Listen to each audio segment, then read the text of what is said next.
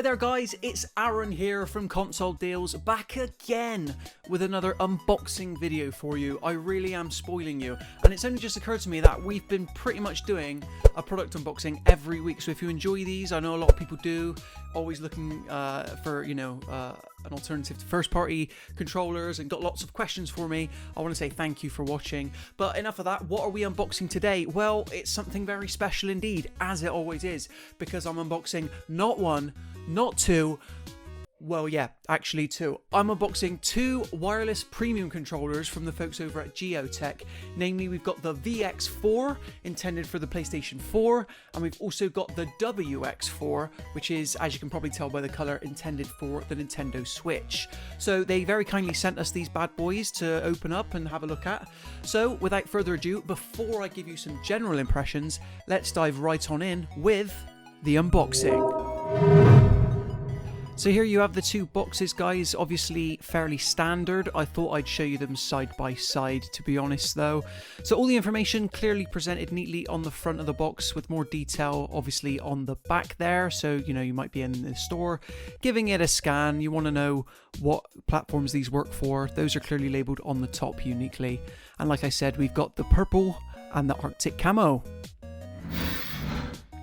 So I thought we'd start off with the Nintendo Switch Premium Wireless Controller. And the one thing I will say is that in terms of unboxings on the Console Deals channel, this was the box that almost broke me. Because as you can see, I'm struggling here with my trusty knife. And, in the end, I just went for it. I think this is the first time on the channel I've actually ripped the box. Oh, how could I do that? But anyway, it's all good. I do it for you guys just so we can dive in and see what's going on. So what is going on is another cardboard box, but it all goes towards Gioteck's neat packaging. And yeah, here we are. It's as simple as the instructions, the safety instructions, the cable, and the controller itself. So this is micro USB to USB-A, interestingly. No USB-C here, so you don't get that extra fast charging, unfortunately. But once it is charged, you get a full 12 hours of playtime, which is fairly impressive. And it's this is marketed as a premium controller, but really it's kind of, on the lower end. But it looks sleek enough, as you can see. You've got the almost digital Arctic camo on the front there with the grey back. And here's where you can see the two programmable buttons. The little knob there in the middle is what you use to program it. And, the triggers, they feel really good as well. I can't complain. They've got a bit of resistance to them, as you'll hopefully see when I press it down there.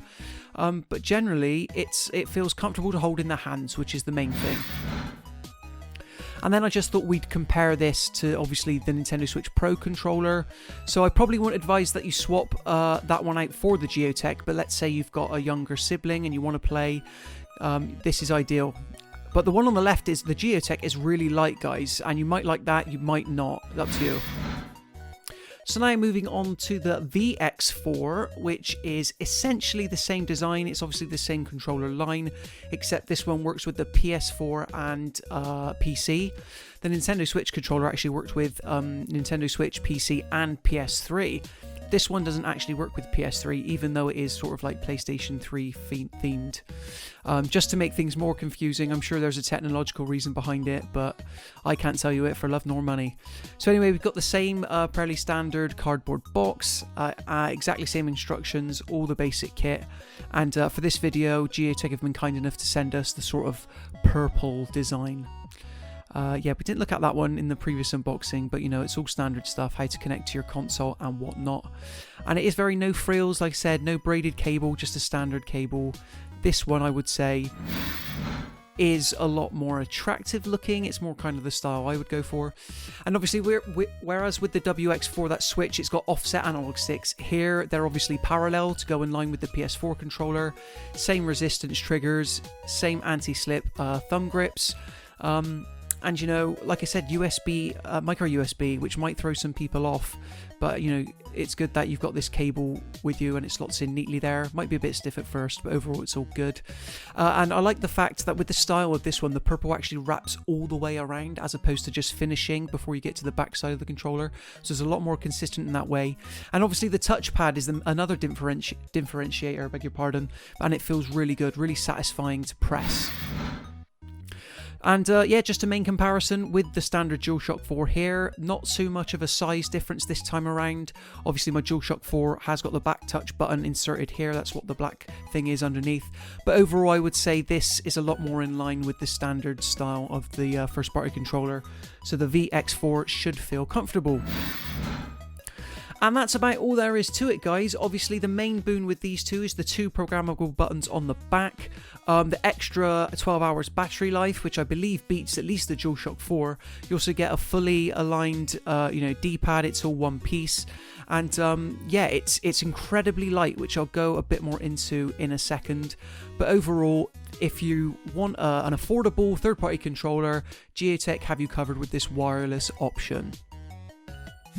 So there you have it, guys, in terms of what you can expect to get inside the box. Obviously very basic. These are marketed as premium controllers, but really, if we're being serious, they're kind of geared towards players on the budget end of the spectrum, kind of looking to be a cheap and affordable solution for people that kind of just want to experience some of the benefits that some of the more expensive professional labeled controllers tend to offer, especially in the third-party realm.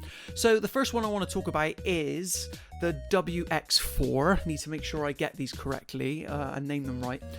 Which obviously, as you saw from the video, is kind of like an Arctic camo, the style they sent us. It's wireless, features offset analog sticks, and obviously the 2 programmable buttons at the back there, which have a nice click to them. We're big fans of nice satisfying clicks on this channel.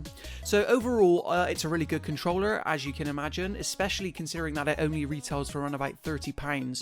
So generally, like I said, on the more affordable end of the market, I do believe there's a version of this controller that's wired for £10 cheaper, but generally, having said that, this is £30 and I'm already seeing it on sale roughly for the same price. And for that price, you obviously get a really reliable D-pad with the same satisfying click, the programmable buttons, as I've already mentioned, and also you get 12 hours of battery life, which is really good.